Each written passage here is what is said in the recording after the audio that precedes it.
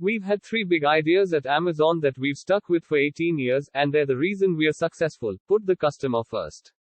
Invent. And be patient. Great innovations, large and small, are happening every day at Amazon on behalf of customers. When we're at our best, we don't wait for external pressures.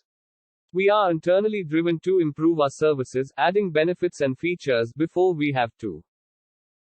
We don't focus on the optics of the next quarter, we focus on what is going to be good for customers. If you're not stubborn, you'll give up on experiments too soon. And if you're not flexible, you'll pound your head against the wall and you won't see a different solution to a problem you're trying to solve. Email has some magical ability to turn off the politeness gene in a human being. I wanted a woman who could get me out of a third world prison. Life's too short to hang out with people who aren't resourceful. The best customer service is if the customer doesn't need to call you, doesn't need to talk to you. It just works. If I have 3 good decisions a day, that's enough. They should just be as high quality as I can make them. Cleverness is a gift, kindness is a choice. Gifts are easy, they're given after all. Choices can be hard. People who are right most of the time are people who change their minds often. A brand for a company is like a reputation for a person. You earn reputation by trying to do hard things well. We can't be in survival mode. We have to be in growth mode. The smartest people are constantly revising their understanding, reconsidering a problem they thought they'd already solved. They're open to new points of view, new information, new ideas, contradictions, and challenges to their own way of thinking. Where you are going to spend your time and your energy is one of the most important decisions you get to make in life. If you can make a decision with analysis, you should do so. But it turns out in life that your most important decisions are always made with instinct and intuition, taste, heart. If you can somehow figure out how to have a calling, you have hit the jackpot, cause that's the big deal. In the old world, you devoted 30% of your time to building a great service and 70% of your time to shouting about it. In the new world, that inverts.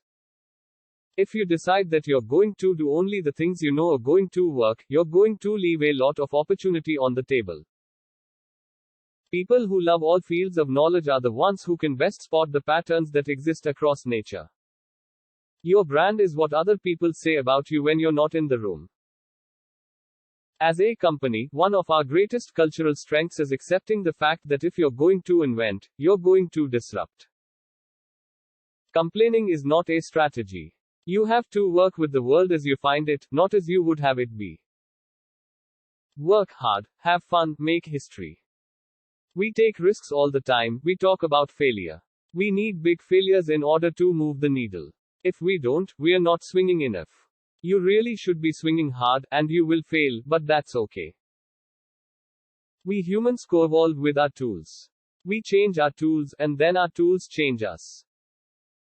We are comfortable planting seeds and waiting for them to grow into trees. I knew that if I failed I wouldn't regret that, but I knew the one thing I might regret is not trying. If you're doing anything interesting in the world, you are going to have critics. You can't stop it. Move forward. It's not worth losing any sleep over.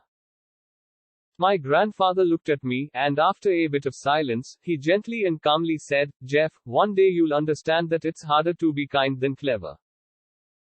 Position yourself with something that captures your curiosity, something that you're missionary about.